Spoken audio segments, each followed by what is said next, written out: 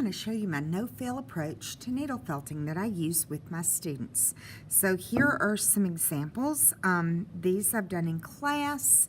This is another sample I did, and this is the one that I did in a workshop where I learned this method. So I like to start my students out with the no-fail process because that gives them the confidence that they need to keep going and to try new things. So we're going to be needle felting onto acrylic felt that I have bought in bulk and cut into 4-inch squares. We're going to be using actual wool that I also bought a ton of on Amazon. They come in these little bags. We're going to be using foam upholstery blocks. I bought these in 12 by 12 squares and cut them to 6 by 6 squares on a heavy-duty paper cutter. And we're going to be using felting needles, and this is how I keep them in my classroom. I have heavy duty, medium, and fine, or not heavy duty, just heavy gauge, medium, and fine. So to start with, I'm going to be using, one more thing we need, cookie cutters. So you can totally do this process without cookie cutters, but I really do like the no-fail nature of using a cookie cutter. For example, I used a pumpkin cookie cutter for this one. My requirements for this first introduction to needle felting is that the students must use 2 colors of wool.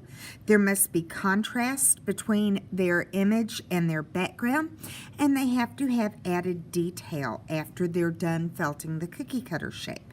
So for example, this one has added stripes. It has the second color for the stem and the stripes, and it also has the added detail of the vines and leaves. This ghost has the white of the ghost, added gray shading, and the added detail of the face.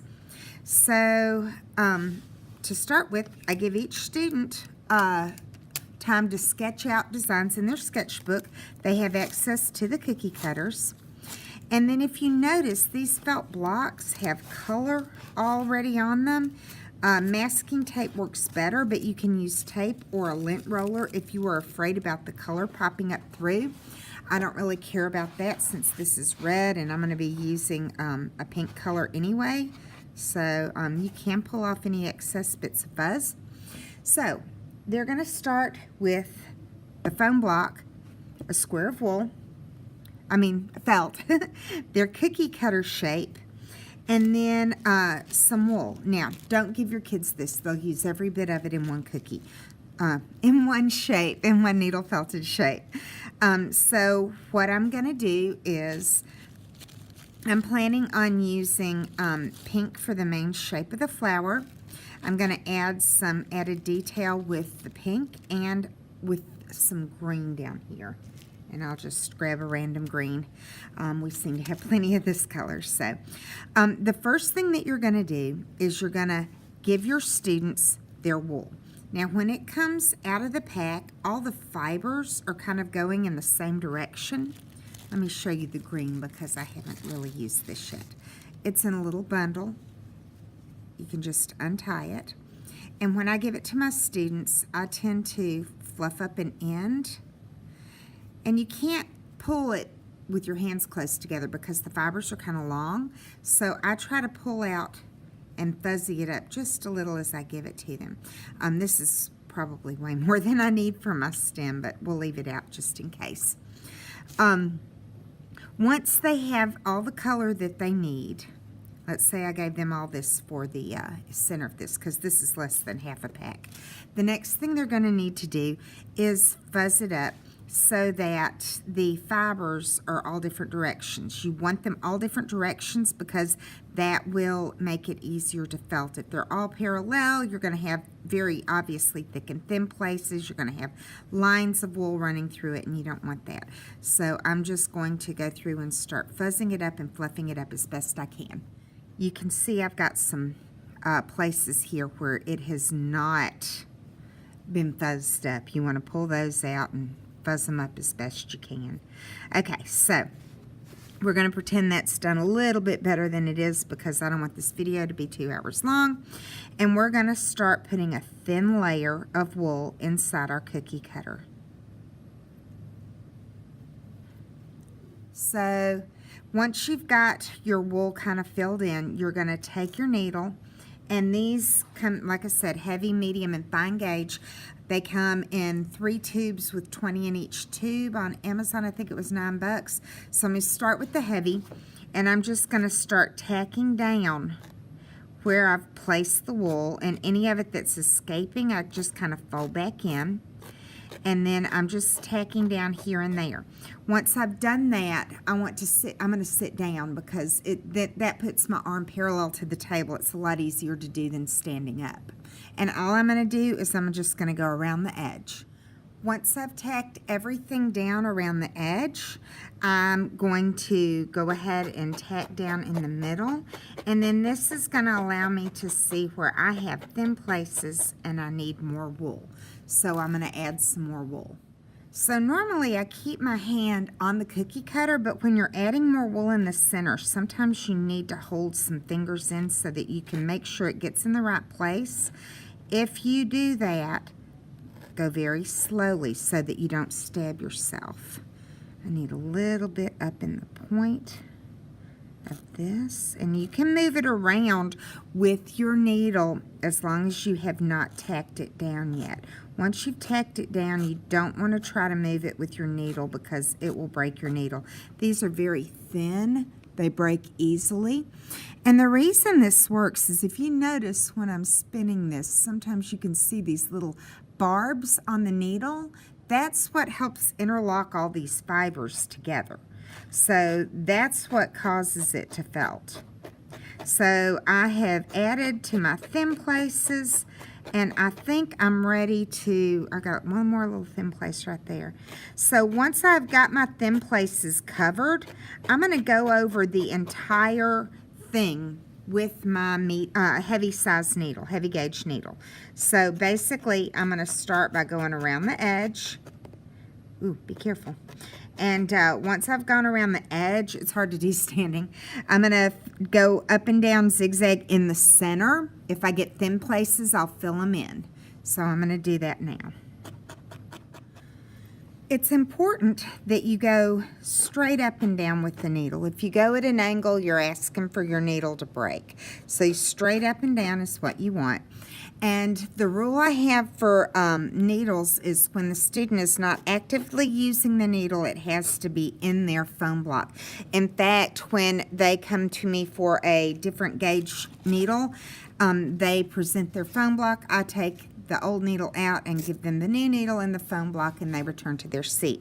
Now, I've gone over this whole thing with the heavy gauge needle, so I'm going to put it back in my block and grab a medium gauge needle, and I am just going to go over the whole thing with that as well. And you can remove the cookie cutter or they can keep it, either one, whatever they like.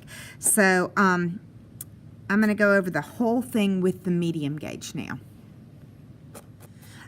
Okay, so I've gone over about the top third with the medium needle, and already you can see how these big holes that are down here in the part that I've done with the heavy needle are not, you don't see them up here. You're getting a finer fabric that you're making with the medium gauge needle. So I've gone over the whole thing with my medium gauge needle. I am going to use a little bit of this, oh my gosh, bright green for the stem part. And you can, I mean, I could use the cookie cutter for this, but I think I'm probably not gonna. And I think I'm probably gonna let my stem go all the way off of the, all the way to the edge of my felt square. So I'm just gonna take a small amount. I'm gonna kind of, got it fuzzed up. I'm going to kind of line up where I want it to start. This may be a little bit too much. Let's take that down some. And I'm still on my medium needle, and I'm just kind of adding a line where I want my stem to be. I'm okay with it coming a little bit on top of the flower. I may even pull out some little points here.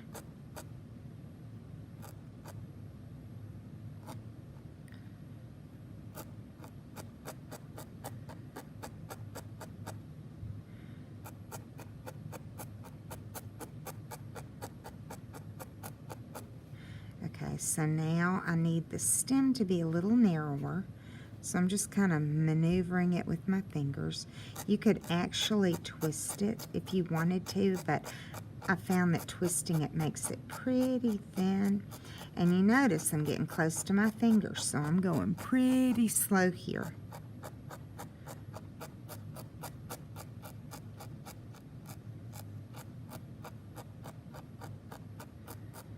Okay. Now the cool thing is, when we get to the very bottom, I'm going to felt along the edge of my my square fabric. And then, since I felted right up to the edge here, I can take this and I can actually fold it back up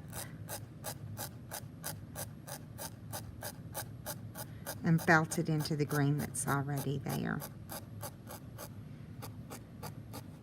And if I wanted this to come up into a little point, I could let it. If I've got too much, I can just bring it back down into the stem. Okay, so now I'm ready to go over this stem really well with my medium needle. Okay, so now I'm done with this. I'm ready to move to my fine needle. So I'll put my medium back, get my fine needle. And then I want to add some fine detail. I'm going to go over this whole thing with the fine needle, but I want to go ahead and get my detail added. And I want to add some lines indicating where the petals of the flower are. So I am pulling out a seriously small amount of this. And I'm going to kind of twist as I pull it out. And this is actually how yarn is made. But it's going to give me basically a piece of string.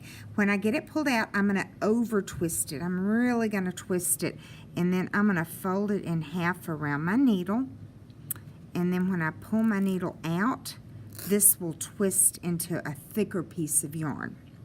So I know that I want to run a line down through here like where this petal is. So I'm going to start at the very tip of my petal and tack it in place, and I'm just using the fine. Make sure you're going straight up and down. My rule is if you break a needle, you have to bring me both pieces. Sometimes they can't find the tip, but you need to bring me both pieces, and I have a little container I put them in so that they won't turn up unexpectedly later. And I'm just felting down this line as I go, and if it's not twisted enough for you, you can add a little more twist. It shouldn't move once it's tacked down. And mainly, I'm just trying to get it tacked down pretty well. Now, you see I've got way more than I need, so I'm going to untwist a little bit, and I'm going to try, and I'm holding this because I don't want to remove too much. But this is fine, because what I'm going to do is I'm going to do the same thing that we did with our stem. Is I'm going to tack it really well right here near the bottom, and then I'm going to fold it back up and tack it down. And you mainly just need to get it tacked for right now where it's in place where you want it, because we're going to go over this whole thing with the fine needle. So I need a little bit more to go right here. So I'm going to do the same thing. Whoops. I'm going to pull it out and kind of twist it. Fold it in half around my needle. Now, because I'm meeting this line, I'm going to actually start at this line and go outward. So I've made a mistake, and I can't pull out this end because it's the twisted end. So what you want to do, I don't want to cut it here close to where I'm felting, because you'll be able to see that cut edge. So I'm going to cut it back here and untwist a little. And then I'm going to pull out, because you don't want this, see the difference between this end, which has been snipped off, and it's all straight and noticeable. And this end, which kind of fuzzes away into nothing, this is what you want. It won't be as noticeable when you felt it in. So I've pulled out some there. So I'm going to finish felting this top part, and then I'm going to go over the whole thing with the fine needle. Okay, I could continue and outline the whole thing if I wanted to, but I'm going to stop here. When you're done, your students you don't want to pull from like this corner. It will stretch out this cheap piece of acrylic wool. What you want to do is you want to make sure you're not grabbing this foam because it will tear it up, but you want to grab close to the foam and gently kind of roll it off. I usually go around the edges and kind of roll it. And once you've gotten the felted part up, stretch out this cheap piece of acrylic wool. What you want to do is you want to make sure you're not grabbing this foam because it will tear it up, but you want to grab close to the foam and gently kind of roll it off. I usually go around the edges and kind of roll it. And once you've gotten the felted part up off the backing, you can actually hold on to the felted part to roll it off. So going around the edges.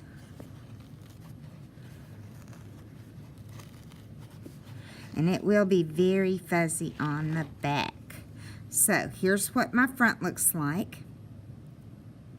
And then here's what my back looks like. You've got all this fuzz sticking up on the back, but the front, you can see it's pretty thin. So the way we plan to finish these is we plan to take a second square and layer it on and then do a blanket stitch around the edge. These are coasters. We're calling them coasters for my students, but you could actually frame it. You could glue it onto a piece of cork. You could put it under a piece of glass. You could sew it as a patch on a piece of clothing, any of those things. So, I hope you enjoyed this. I hope that it was informative. If you like any of these videos, check out the other ones on my channel, and please like, subscribe, click the bell, all those good things that help me get viewers, that help me make more videos. So thank you very much.